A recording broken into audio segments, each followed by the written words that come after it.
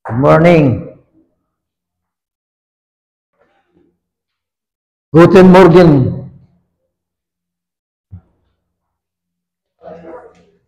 Ha? Hello, Mike. Hello. Gandang umaga po sa lahat. Tunay na ang Diyos ay dakila. Amen. 2 or 3 gathered together in His name. He is in the midst of us. Welcome, Holy Spirit. Amen. The Holy Spirit is our teacher. Siya yung magbibigay ng kapahayagan sa atin. Tayo manalangin, Lord, maraming salamat sa napakagandang umaga na binigay mo sa amin. Maraming salamat dahil ikaw lang ang aming sinasamba sa lugar na ito. Ikaw lang aming tinataas, ang iyong tinapos na gawa, Panginoon. Si Jesus, ikaw lamang, Jesus, ang aming patuloy na inaaral at aralin dahil sa aming pag-aaral na yung salita, makamta namin, pagmasa amin ang pananampalataya. At sa pamagitan ng pananampalataya, ikaw ay natutuwa, ikaw ay nalulugod sa amin. Dahil sinabi mo, kami ang iyong mga lingkod, kami ang mga anak dito sa lupa. Kaya Lord, dumaloy ka sa aming kalagitnaan, dumaloy ka sa naabot ng mensaheng ito, na ito'y magbigay ng encouragement sa lahat na nalulumbay, nagbibigay ng kagalingan sa lahat ng mga may sakit, dahil ikaw ay Diyos na nagpapagaling. Kaya maraming salamat, Panginoon, sa lahat-lahat ng mga biyaya at pagpapala mo sa amin, sa simbahang ito, at sa mga darating na araw kami patuloy na makakaranas ng iyong tunay na mga pagpapala, na ikaw nga ang Diyos na buhay, na nagsusupply sa lahat ng aming mga pangangailangan.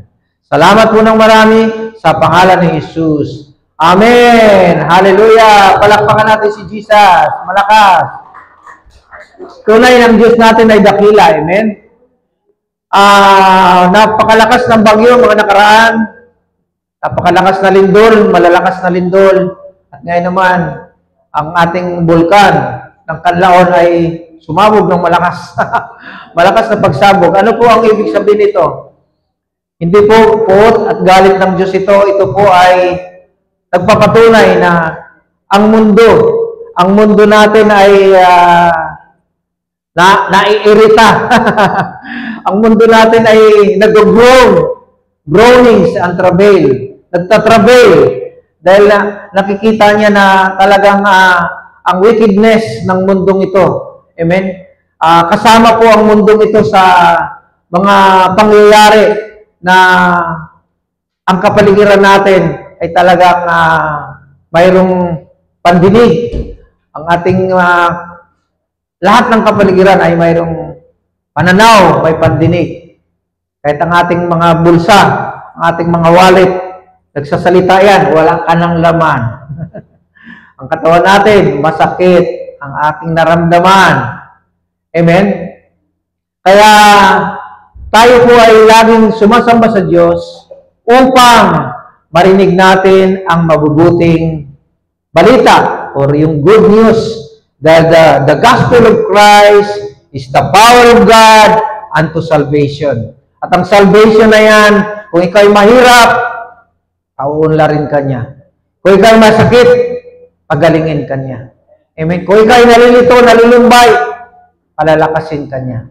Amen? Kaya ito ang kailangan ng mundo. Bakit hindi lumalaganap ng nakikita natin ang salita ng Diyos? Kasi po, minsan sa linggo lang tayo nakikinig, minsan lang narinig natin sa kapaligiran, mga bad news, mga fake news. Amen? Ang mundo ito pinag-away-away ng evil spirit. We wrestle not against flesh and blood, but against principalities, against powers, against rulers, and darkness of this world. Pinag-away-away. Ang pamilya, pera-pera. Ang mga senador, pera-pera. Ang mundo, lindol, gulo. Napapansin niyo ba? Isang sign niya na talagang malapit nang dumating ang Panginoon. Masaya tayo, nagagalak tayo kung siya'y dumating, pero kailangan natin ibahagi ang kaligtasan kasi kawawa naman sila, ang mga taong hindi naniniwala sa Diyos. Sabi nila, gusto kong bumait, hindi ko magawa. Gusto lang magpakabait, pero hindi lang magagawa. Ang solusyon pala na yan ay walang iba ang ating Panginoon. Amen? Kaya sa umagang ito, nawa ang mensahe ito sa tulong ng Santong Espiritu ang magbibigay sa atin ng awareness o encouragement. Miguel, tubig. Awareness na ang buhay natin ay masaya. Bagamat may mga lindol, bagamat may mga bagyo, ang sabi ng Panginoon, hindi tayo nakatitig, hindi tayo nakatingin sa kapaligiran. Bagamat ang kapaligiran ay mayroong tribulations, mayroong mga problema, pero sa tinapos na gawa ng Panginoon. Thank you, Miguel.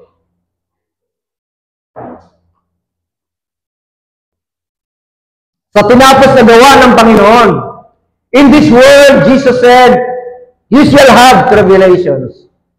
But be of good cheer or comfort, for I overcome the world. John 16:33. Magala kayo. Huwag niyong tingnan ang mundo. Tingnan natin ang tinapos na gawa ng Panginoon. Dahil the more na nakikita natin si Jesus sa pagbabasa ng Biblia, sa pakikinig ng kanyang salita, tayo magiging tulad rin ni Jesus. May sakit ba si Jesus? Naghihirap ba si Jesus? Nalulungkot ba si Jesus? Hindi. Amen? As we behold Jesus, as we hear about Jesus, yung kaisipan natin, nagkakaroon ng tinatawag na transformation. Nagkaroon ng ating kaisipan ng pag-aasa. Amen? Nagkaroon ng renewal yung ating mga kaisipan. Kasi ang kaisipan natin, punong-puno ng mga maling paniniwala. Kaya ang ating mga turo every Sunday, it's all about Jesus. To remove all the wrong beliefs. The wrong beliefs. Lahat ng mga maling paniniwala maalis sa ating consciousness. At magkaroon tayo ng right believing. Because when we have the right beliefs, ito ay magkakaroon ng pagbabago. Amen? Sa ating mga ginagawa. Amen? Magkakaroon tayo ng pag-asa na sa maliit nating ginagawa, naroon ang blessing ng Panginoon. Amen? Kaya sa umagang ito, ang topic po natin, a time to believe. Amen? Ito na ang panahon na kailangan nating maniwala kay Jesus. Dahil nariyan na ang mga sakuna, ang daming mga nangamatay. Amen? Saan ba talaga tutungo ang buhay? Ang mga tao, nag-enjoy silang mabuhay. Amen? Sumasayaw-sayaw sila. Umiinom-inom sila. Hindi nila alam kung paano ang buhay. Saan patungo ang buhay? Where will my life goes for? Ano ba ang buhay ko? Saan ba tutungo ang buhay ko? May pag-asa ang buhay ko? Saan ba talagang tunay na bahay ko? Dito ba sa Pilipinas? O doon sa mga lalayong lugar ng Korea? May nanonood tayo sa ating Koreana. Pilipina pala. Korea, pero Pilipina. Nakatira sa Korea.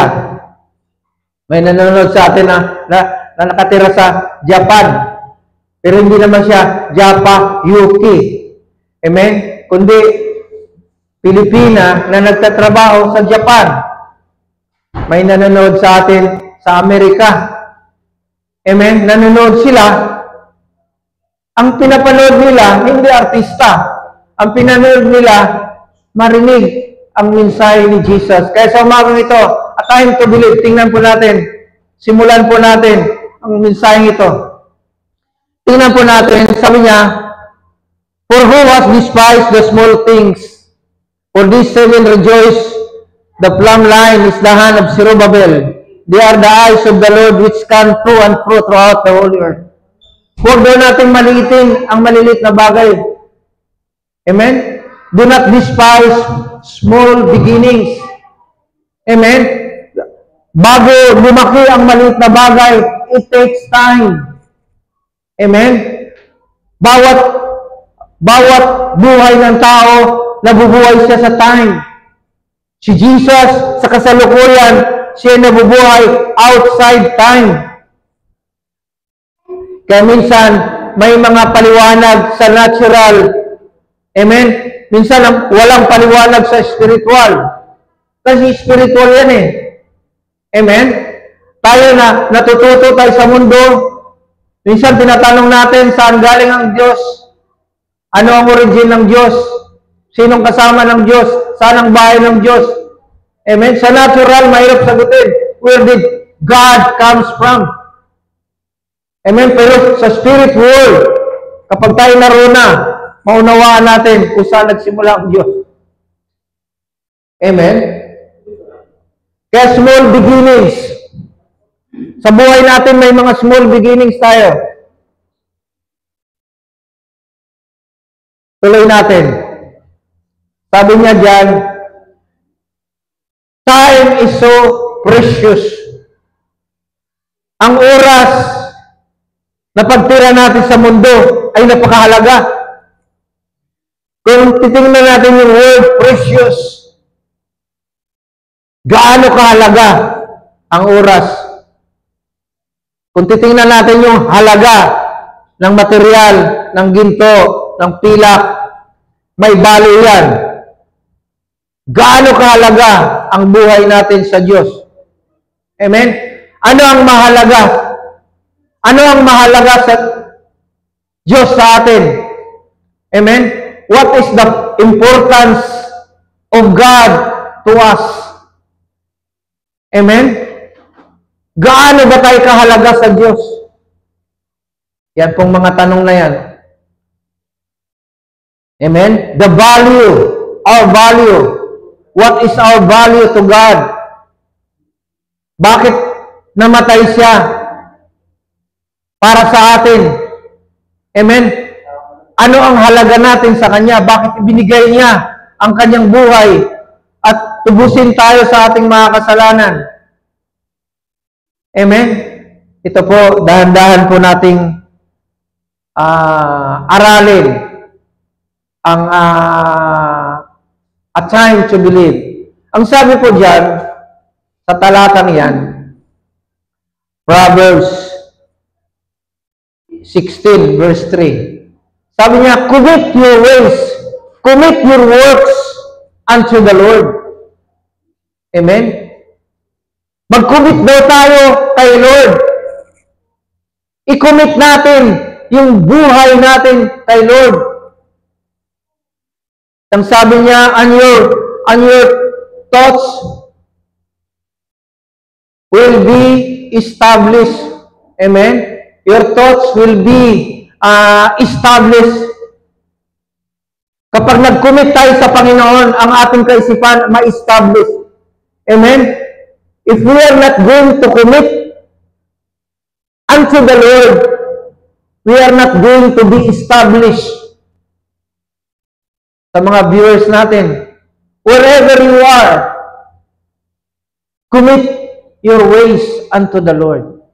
Amen? Commit your works unto the Lord. Commit your situation unto the Lord. Commit your sickness unto the Lord. Commit your poverty unto the Lord. Commit your situation, whatever your situation, unto the Lord. Dahil kapag tayo nakakommit sa ating Panginoon, i-establish niya ang mga taong nakakommit sa Kanya. Ano ba ang salitang commit? The word commit to God sa Hebrew, kasi Hebrew, nakasulat sa Hebrew yung Old Testament, ang Proverbs. Proverbs was written in Hebrew word. The New Testament was written in the Greek word. Kaya minsan nagkakaroon tayo ng pag-aaral, the Hebrew word and the Greek word. Okay? Ang Hebrew word ng commit is gulel. What is gulel in English? Meaning, to rule. Rule. To rule. When we commit ourselves unto the Lord, we will rule with God. Amen? Rule something over or to another. Commit is rule. Amen? Committing to rule something over to another. Ibig sabihin, yung life natin, ipinaalaw natin ang Diyos na dumaloy sa Kanya. Amen? Napakaganda po ng buhay natin, hindi na tayo yung nagmamaneho. Amen? God are the one driving our lives to the place where ever He wants us to go. Amen? Coming to the place na hindi mo alam. Amen? Pupunta ka sa lugar na hindi mo alam. Hindi ko pinapangarap na makarating ko dun sa mga lugar na pupuntahan ko.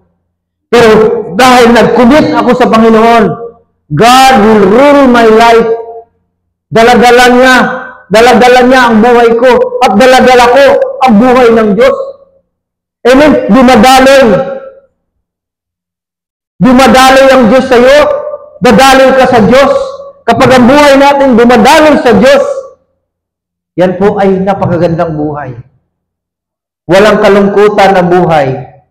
Hindi natatakot sa sitwasyon na nakikita natin, ang kaguluhan, ang mundo nag-away-away, ang mundo ay punong-puno ng paglulukuhan. Amen? Maraming nang i-scam. Kahit yung pera mo dumadaan sa GCash, pag hindi mo nabantayan, nawawala. Dumadaloy na gano'n ang pera natin sa GCash, mayroong nangunguha. Minsan ang inyong Facebook ay nawawala. Amen? Dahil kapag nakuha nila yung account mo, naroon lahat ng information, kaya nilang manghingi ng pera, o pahingin pera, doon sa mga kaibigan natin. Pag ang mga kaibigan natin na hindi alam ang ganyan, akala nila tayo yun, nakunan sila ng pera. Kaya minsan kapag mayroon tumatawag sa'yo ng iyong pera, tawagan niyo muna para kung marinig niyo talaga na siya yung tunay na nangangailangan ng pera. Amen? Kaya ganun po, commit to God. We need to commit to God. Everything we do, whatever we do, kailangang alam ng Diyos lahat ng gagawin natin. Amen? Sabi niya, do not lean on your own understanding. In all your ways, acknowledge Him, and He will make establish or He will make straight your paths. Sa mga viewers natin, kami narito sa lugar ng Cainta, Marikina, na nangangaral ng buhay na walang hanggan. At kung sino man ang sumampalataya, magkaroon ka ng buhay na walang hanggan at ang buhay niyo ay magiging tagalangit. Strangers lang tayo dito sa lupa. Ang buhay lang natin dito sa lupa, 50, 60, 70, 80, 90. Bonus na lang yung maging 90 or 100. Amen? At ang pinakamahalaga, the most important thing in this life is for us to believe Jesus. Amen? Is for us to believe. When we believe, we will have eternal life, buhay na walang hanggan. Spirit, soul, and body. Our spirit will become born again when we believe Jesus. Unless a man be born again, he cannot see the kingdom of God. That's why when we believe Jesus, we are already inside the kingdom of God. And where is the kingdom of God? In our hearts. Amen? And the kingdom of God, that's sabi niya, the kingdom of God is not meat and drinks. Amen? Ang kaharian ng Diyos, kapag nasa kaharian ng Diyos, hindi lamang ito patungkol sa pagkain at pag-inom. The kingdom of God is peace, joy in the Holy Ghost. Amen? May kapayapaan ka, may kagalakan ka, hindi ka lagi nakasimangot kung ang iyong wallet ay walang laman. Amen? Kahit walang laman yan, sabi walang laman. Hindi ka nalulungkot. Amen? Maraming tao pag walang pera, nalulungkot. Pero tayo naniniwala sa Diyos, kung ang wallet natin walang laman, ang Diyos ang magpapadala ng laman dyan sa wallet na yan. Amen? Magkano laman ng wallet mo? 100. Magkano laman ng wallet mo? 1,000. Magkano laman ng wallet mo? ID. Amen? Yan ang laman. Sinasabi ng wallet mo walang laman. Ito po, napakaganda. Mayroong 2 pastor. Pinag-aralan nila ang kapangyarihan ng salita. Ang wallet na walang laman at ang wallet parang wallet na walang laman. Araw-araw sinasalita nila na ang wallet na ito ay mapupuno. Kasama yung bankbook, mapupuno ang bankbook na ito. Mapupuno ang bankbook na ito ng maraming pera. At ang wallet na ito, isang wallet, ang wallet na ito ay hindi magkakaroon ng pera. Ang wallet na ito, malas ang wallet na ito kasi itim. Sinasalita. Ano nangyari? After how many months? 3 months, 6 months, 1 year, ang wallet at bankbook na ito ay napupuno. At yung wallet ng isang wallet na roon sa kanan na sinasalita na puro negative, wala laman yan. Malas ang wallet na yan. Hindi nagkakalaman. Anong nangyari? God obeys our word. God works through our words. Amen? Kumikilos ang Diyos sa ating salita. Amen? Because death and life are in the power of the tongue. Kaya hindi tayo pwede magsalita kahit pabiro. Oh, idol ko si daddy. Oh, idolin mo yung daddy mo na mawawala yan. Amen? 2 halaman. Kinikris yung halaman. Mamamatay ka. Halaman na yan, ha? Nasa paso, mamamatay ka. Namatay nga yung halaman. Binibless yung halaman isa. Bless every day. Sinawat niya, mabubuhay ka, mamumunga ka. Ang halaman na roon ay namumunga. Amen? Ano po ang ibig sabihin niyan? Tayo ay makapangyarihan. Subukan nyo sa bahay nyo. Salitain nyo na ang bahay nyo ay may kapayapaan. Walang kaguluhan ang bahay na ito. Ang bahay na ito ay punong-puno ng grocery. Ang bahay na ito ay punong-puno ng kasaganaan. Ang bahay na ito, walang malas. Ang bahay na ito ay pinagpala ng Diyos. Ang bahay na ito, ang kantin na ito, maraming bibili. Amen? At kung ano yung sinasabi mo at pinaniniwalaan mo, mangyayari yan. Obserbahan nyo kung ang wallet nyo, banknote nyo, walang laman. Mapupuno ng laman yan. Hallelujah. Tuloy natin. Treasures hidden in the field. Ang kayamanan na nakatago sa farm o sa isang bukid o sa bundok. Amen? At ang sabi niya, ano sabi niya? Again, the kingdom of God. The kingdom of heaven is like a treasure hidden in a field. Amen? We are already inside the kingdom of God, pero the kingdom of God ay tulad siya. Is like a treasure hidden in a field. Amen? At ang sabi niya, which a man found and hide. Natuklasan ng isang tao ang kayamanan na yan at kanyang tinago. Amen? At sa kagalakan na nakakita siya ng kayamanan na nakatago, ibininta niya ang lahat ng kanyang property. Amen? Para bilhin ang lupa na mayroong kayamanan. Amen? Anong kayamanan ang pwedeng maisip natin na nakatago? Amen? Ito yung ginto. Ito yung diamond. Amen? Ang pinakamataas na yan ay ang diamond. Amen?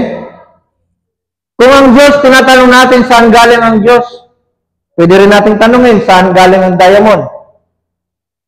Amen? Where did diamonds comes from? Alam niyo po ba na ang diamonds ay galing siya sa ilalim ng mga carbon, ng mga charcoal. Sa lugar ng Africa, maraming diamonds. Sa lugar ng Israel, maraming diamond. Amen? Galing sa maitim na mga, ano ba charcoal sa Tagalog? Uling. Doon nang gagaling ang precious diamond. Naging diamond siya because 3,000 to 5,000 years ago, sa katagal ng panahon, ang charcoal ay naging diamond. Amen? Saan ang galing yung mga uling? Ang mga uling na yan ay galing siya sa mga putol-putol na mga puno na naimbak at nagiging mina siya ng mga charcoal. Ang charcoal, pinapanggatong yan ng mga tren. Pinanggagatong lang yan ng mga company kung sila ay may niluluto. Amen? Biro niyo po yun. Na ang mga puno na yun na namamatay sa matagal na panahon. Nagkasama-sama sila at nagiging uling. Amen? Pumunta kami sa kabundukan ng Quezon. Kaya kami nakapunta doon kasi tiningnan namin yung mina ng charcoal. Narating namin yung hukay na charcoal. Tinitingnan ang daming laman ng charcoal, yung mina, ng may-ari ng lupa, na yung walang ibang lugar ni Tantuco, isang negosyante yung pag-aari niya. Okay lang. Ayan. Ngayon, ganun po, sino naman itong tao na ito na nakakita ng kayamanan? Amen? Na ibininta niya ang kanyang kayamanan para lang bilhin yung naitanim o nakatagong kayamanan. Si marami rin pong, may kayamanan dito, maglagay ka ng pera. At bibigyan kita pag nahukay na. O nariyan na, nahukay na. Pero wala pa rin nahukay.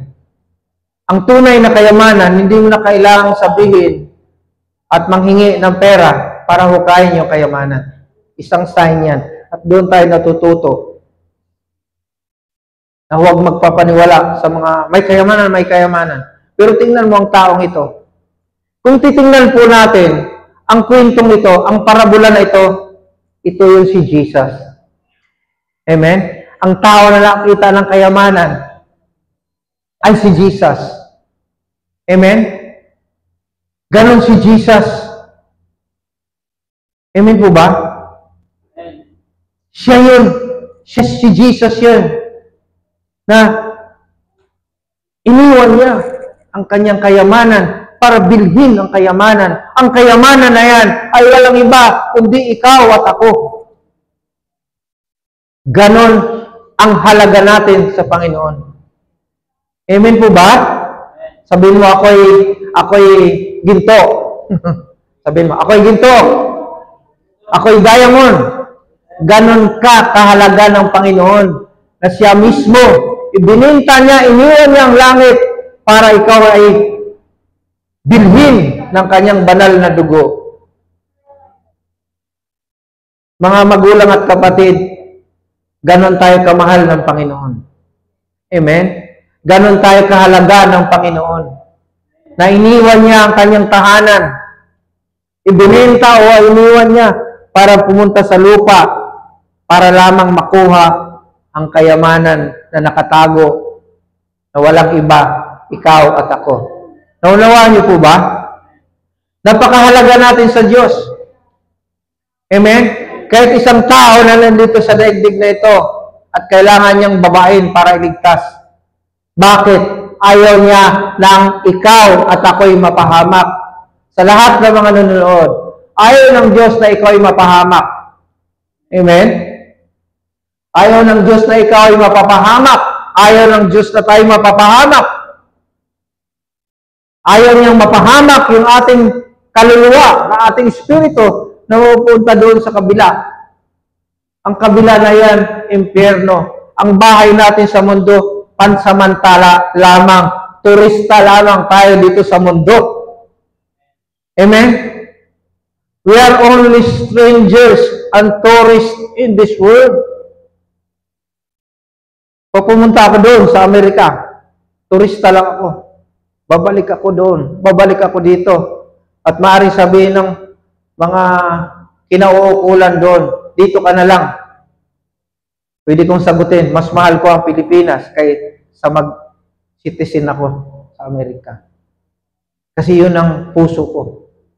Amen? Minsan mayroon tayong identity na hindi kaagad tayo naniniwala na tayo magiging katulad nila. Kasi sa tagal nating nabubuhay dito, parang ibon na lumilipad ka ng matagal, bigla ka nahuli, nilagay sa kulungan, parang nagulat ka, di na para nakakulong ako.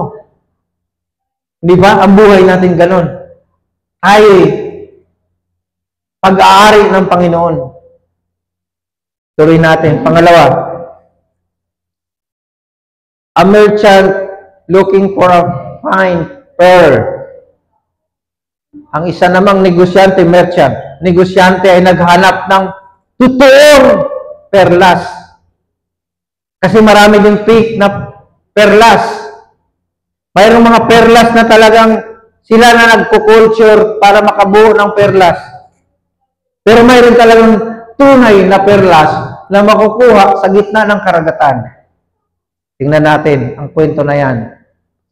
Kasi ini-establish ng Diyos yung halaga natin sa Kanya. Amen?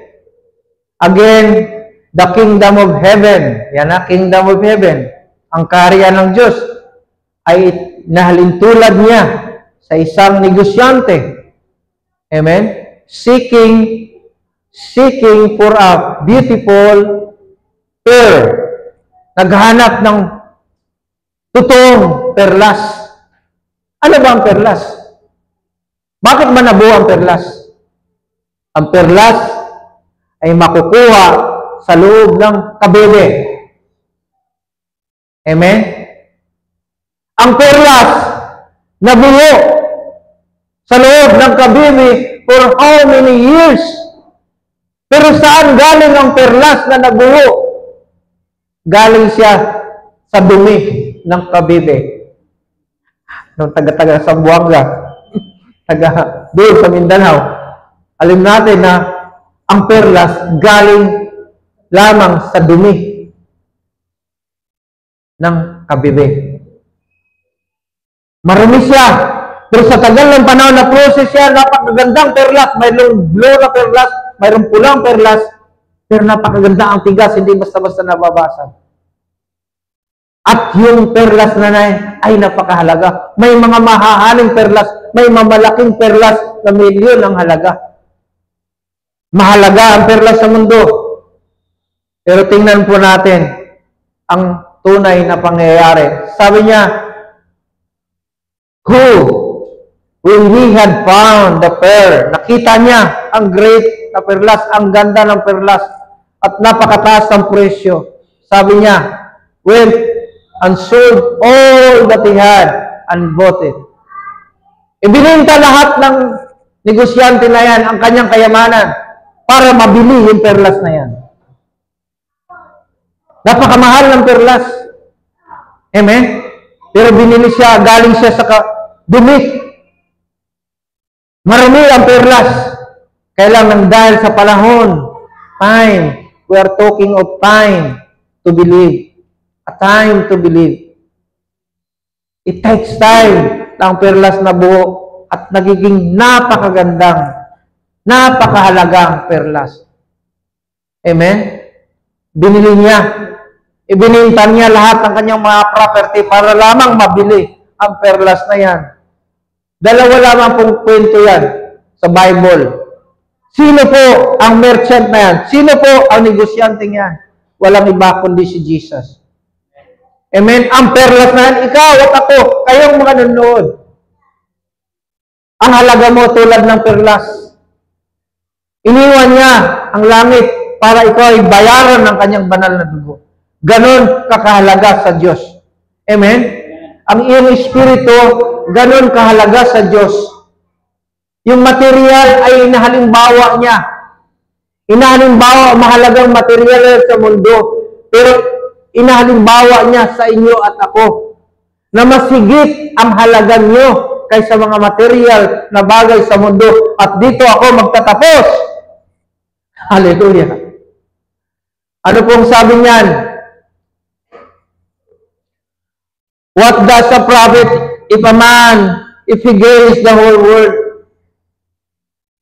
Mapasayo man ang kayamanan ng mundong ito, matulad ka man ni Elon Musk. Amen? Sa MOA, mayroong Tesla. Ang Tesla, mga sasakyan ni Elon Musk, ang mahal. Pero nakalagay doon ang gasolinahan, kundi kuryente, ang gasolina ng mga sasakyan from Tesla. Ang mamahal. Sa Pilipinas, mayroon na palang Tesla at nakakabili lang ng mga sasakyan ng Tesla ay may maraming pera.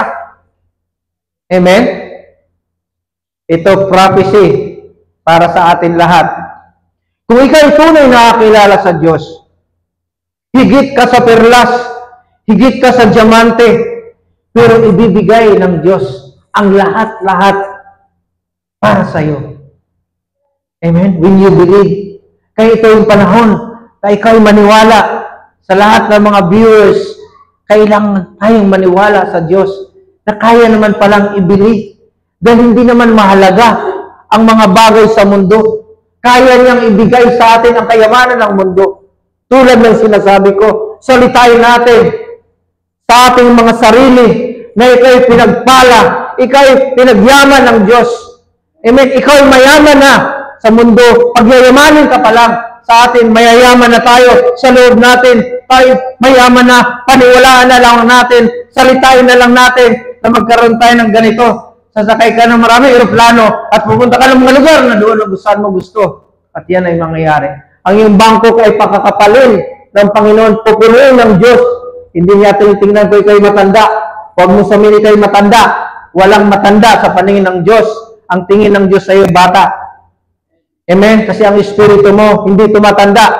Ang katawan lang tumatanda. Pero ang tingin sa iyo ng Diyos, tulad sa Kanya. As Jesus is, so are you in this world. Ephesians 4:24. We are like God. We are holy as God. We are righteous as God. Kung siya ay matuwid, kung tayo ang Diyos natin ay banal, tayo banal din. Amen? Ephesians 4:24 sa lahat ng mga Lord na pastor. Tingnan niyo po, ang level natin sa Diyos, ka-level natin ng Diyos. Amen? Ka-level natin ng Diyos. Ephesians 4:24. Because His righteousness was given to us as a gift. Kapag righteous ka na, matuwid ka na sa harapan ng Diyos. Kung ang Diyos ay matuwid, kasing tuwid ka rin ng Diyos. Kung ang Diyos ay banal, banal ka rin sa Diyos. Amen? Kaya ang sabi ng Panginoon, ano man ang mapapala mo, kung mapasayo ang lahat ng bagay sa mundo, pero ang iyong namang kaluluwa ay mapapahamak sa kapamakan, loses his own soul, or what will a man give in exchange for his soul? Anong maipapalit? Anong maibibigay ng tao para kapalit sa kaligtasan niya? Wala. Kailangan mo lang maniwala, manampalataya. Amen? Kailangan mo lang, kapatid, na maniwala at manampalataya. Kung ikaw ay may sakit, manampalataya kapag pinagaling ka na ng Panginoon. Kung ikaw ay mahirap, maniwala ka na ikaw ay pinagpala na ng Diyos. Dahil ang nature ng Diyos ay nature mo. Ang Diyos natin mahirap, mayaman. Siya nagpunta sa lupa. Naging mahirap. Upang ikaw mahirap na nanampalataya ay maging mayaman. Kaya ikaw ay mayaman na. Kung nanampalataya kay Jesus, pastor saan? Hintayin mo. May panahon. Maaaring nagsimula kang maliit.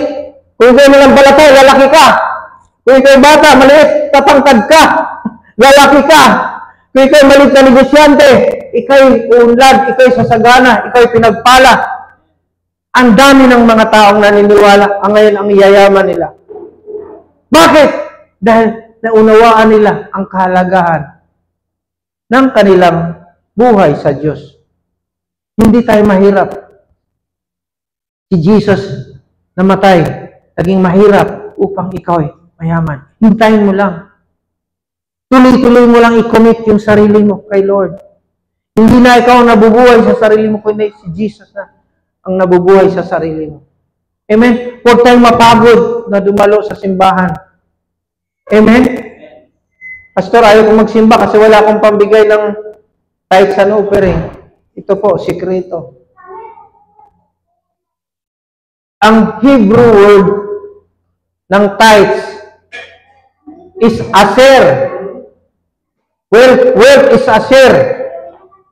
Tithes is maser. Maser, Hebrew word.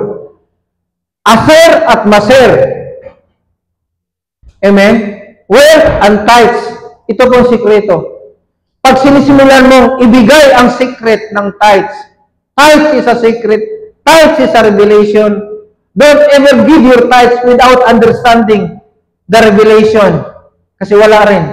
Pero if you understand that tithes is a revelation, magugulat po kayo. Dumarating na parami, tinatabi mo para sa kaharian ng Diyos. Tinatabi mo para sa Diyos. Dumarating, at daming dumarating, bumabaha ng pera dumarating, bumabaha sa iyo, maraming pera dumarating, itatabi mo. That is the secret of God. Amen? Hindi lang naunawaan ng marami. At marami din nangangaral, wala ng tithes. Huwag po kayo maniwala doon. Ninanakawan lalo kayo ng Diyos. Ay, ninakawan kayo ng demonyo. Pag naniniwala kayo, huwag na kayong magbigay sa gawain ng Diyos. Alam niyo ba na ang Diyos, tayo makakaranas ng kasaganaan ng gagaling sa Diyos. Kasi lahat ng pagpapala na yan ay galing sa Diyos. Bumabaha papunta sa atin. At ang kailangan lang natin na naniniwala tayo sa Kanya. Amen? Naniniwala tayo na mayroong nagpipray tayo ng mga nakarang taon ng financial breakthrough. Minsan dumarating barya lang. Palaki ng palaki. Parang halaman na namumunga, tapos lumalaki yung bunga ng mais, tapos tumatanda ng bunga mais, pwede ng anihin. Ganon ang mga blessing ni Lord. Maliit, palaki ng palaki. Amen? Maliit ang mga pagpapala, palaki ng palaki. Amen? Huwag nating tingnan, huwag nating gamitan ang ating kaisipan, ang ating pakiramdam. Babaha ng mga pagpapala sa lahat ng naniniwala. Kaya ito ng panahon, a time to believe the finished works of Jesus, time to believe that Jesus died for you, wherever you are, whoever you are. God loves you. God, Jesus, gave Himself for you to be saved. Amen? Hindi mahalaga yung hinuhukay na kayamanan. Ikaw lang yun. Naghuhukay ang Panginoon para makuha ka, para makapture ka. Tingnan mo maraming tao hindi naniniwala sa Diyos. Para ang hirap. Kasi hindi nila naintindihan na kapag lumapit sila sa Diyos, kung totoong mayroong bakit ganito buhay ko, huwag mong tingnan yan. Tuloy-tuloy ka lang, paniwalaan ng Diyos, darating makikita mo ang buhay mo. Small beginning, ito'y palaki ng palaki. Palakpakan natin si Jesus. Sa lahat ng mga nanonood at ngayon lamang nakarinig at hindi mo pa ibinibigay yung buhay mo sa Panginoon, tutulungan kitang i-connect sa Diyos. Kasi ang Diyos, gumagamit siya ng tao para makilala mo ang Diyos. Amen? Gumagamit siya ng tao para pagyamanin ka. Amen? Nagulat ka ang tao na ito, ang dami palang pagpapala, mayroon siyang alam na ganito, mayroon hindi mo alam. Naintindihan mo, ngayon nagiging blessing ang taong ito. Kasi binigay siya ng Diyos sa iyo, sa atin. Amen? Minsan may mga tao din, ang demonyo may mga tao rin binibigay sa atin. Kailangan, madidiscern natin yan. Ang mga taong Ang mga taong binigaling kay Satanas, mga sa Bisaya, dahil maro. Amen? Yung blessing mo para sa'yo, kukunin nila. Isang sign yan na ang tao na ay galing kay Satanas. Sisirain niya, imamarites ka, sisirain ka niya. Pero anumang paninira ni Satanas, ng mga tao na alipin ni Satanas, susunod na linggo, yun ang aaralin natin. Hindi tayo apektado. Bakit tayo maapektuhan kung tayo patay na sa sarili natin? Si Lord na. Hindi na tayo nabubuhay sa sarili natin. Si Lord na nabubuhay sa atin. Baliwala na lang natin yung mga problema na yan. Mga suliranin na yan. Amen? Mawawala din yan. Lahat ng problema, kasakit, karamdaman, mawawala lahat yan. Kaya ngayon, dalhin ko kayo sa panalangin kasi ito yung pinakamahalaga. The most important thing in this life is for you to give your life to Jesus. Sumunod ka sa panalangin ito, Panginoong Hesus, sa lahat ng mga viewers, tinatanggap kita sa aking puso bilang Panginoon, sariling tagapagligtas. Salamat po sa buhay na walang hanggan. Salamat sa kapatawaran sa pangalan ni Jesus. Kung ikaw po ay sumunod sa panalangin na yan, you are already connected to God. Nais ko rin ipanalangin ang mga may sakit. Ano ang uri ng sakit, karamdaman, cancer, stomach problem, heart disease, kidney problem, diabetes, whatever sickness and disease. I rebuke and I curse sickness and disease over your body. Mari kayo na riyan sa hospital sa oras ito. Inutusan ko ang sakit, karamdaman na yan. Umalis ka sa pangalan ni Jesus. Ikaw ay pangalan, makinig ka, sinasalita ko, umalis ka sa katawan ng mga may sakit. Sa pangalan ni Jesus, in the name of Jesus, and I declare healing, miracles, signs, wonders, and miracles. Provision, Lord, sa mga negosyante na nag-isip paano lumago ang kanilang mga negosyo. Sa oras nito, Lord, padaluhin mo ang iyong himala. Ang iyong negosyante ay mabubuhay kung ikay nakakonik sa Diyos. Ang iyong katawan ay mabubuhay kung ikay nakakonik sa Diyos. Salamat po ng marami, Panginoon, sa oras na ito, O Diyos, na dinidinig mo ang aming mga panalangin. Dahil ikaw ang Diyos na may kapangyarihang duminig. Sa pangalan ni Jesus, Amen. God bless you all. Mahal na mahal kayo ng Panginoon. Tuloy-tuloy nyo lang ibigay ang inyong buhay, makinig sa salita ng Diyos. Because faith cometh by hearing, and hearing by the word of God. Sige, Mar. Stop. Okay.